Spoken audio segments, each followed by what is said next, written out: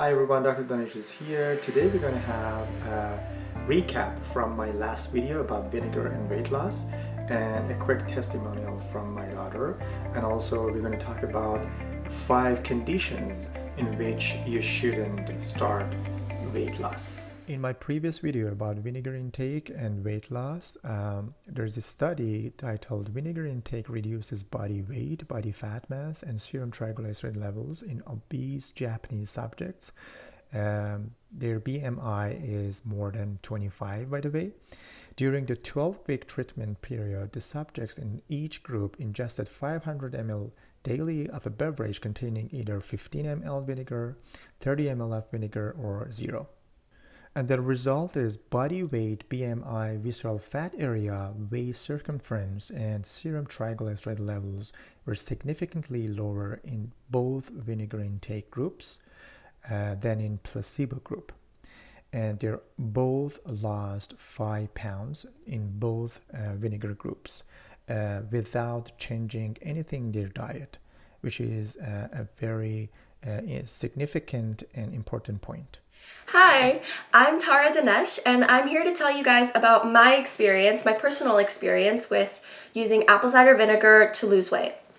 So I've been trying to lose weight for a while now. It's June, and I've been trying to lose weight since September, the beginning of the school year. And I've tried everything. I've tried going to the gym. I've tried watching my calories and my nutrition.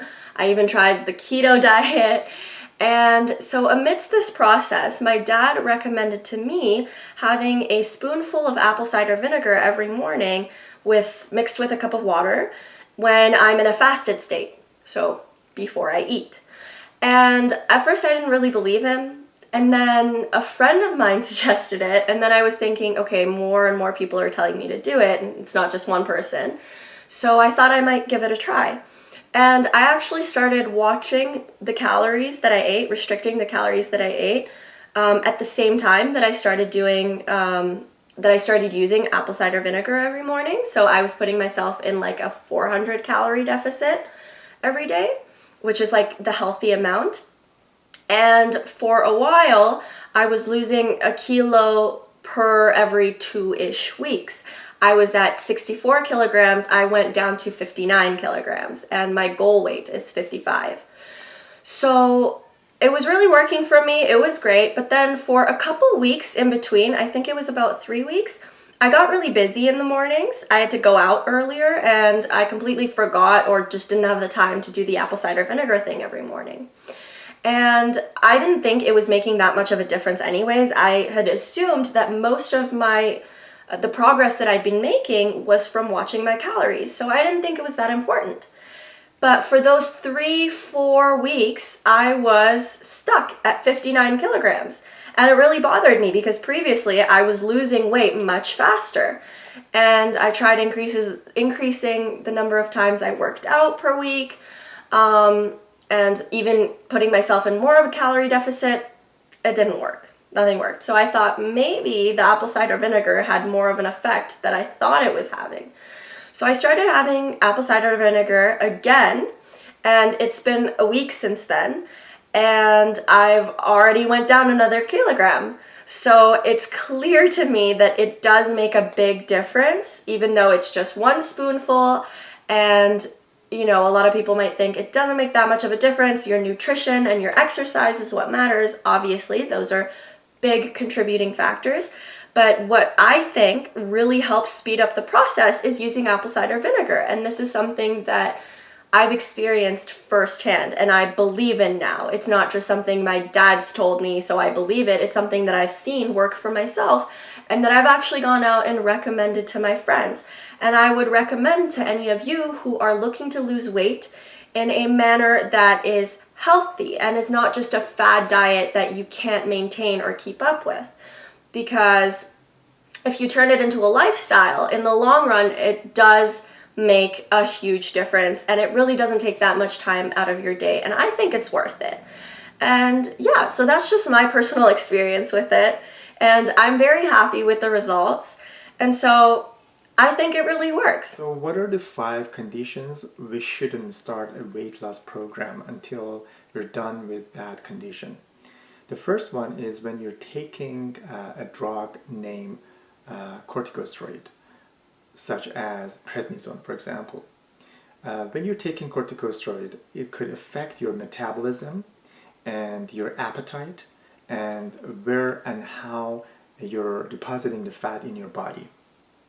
So, as you know, when we're taking corticosteroid, we're going to have weight gain, and also the fatty deposit in our body are going to be in the odd areas, such as upper back.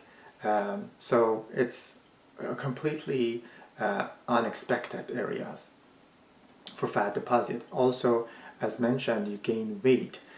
So it's not a good idea to start a weight loss program while you're on the corticosteroid, or even when you're tapering the corticosteroid down. So if you're in a steady state position or condition, meaning that most physicians they start the corticosteroid or prednisone as a boosting dose, like 60 milligram per day, and then they're tapering down the corticosteroid down to 4, 3, or 5 milligram per day. Unless you get to that point, you shouldn't start any kind of weight loss program. Second condition is when you have hypothyroidism, which means a lazy thyroid. Thyroid is a gland in front of your neck, as you can actually touch it, and when you're swallowing, you can see that it's actually moving up and down.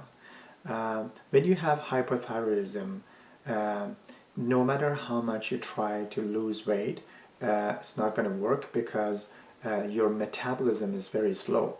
So it's not ideal when you're trying to lose weight and at the same time your metabolism is slow.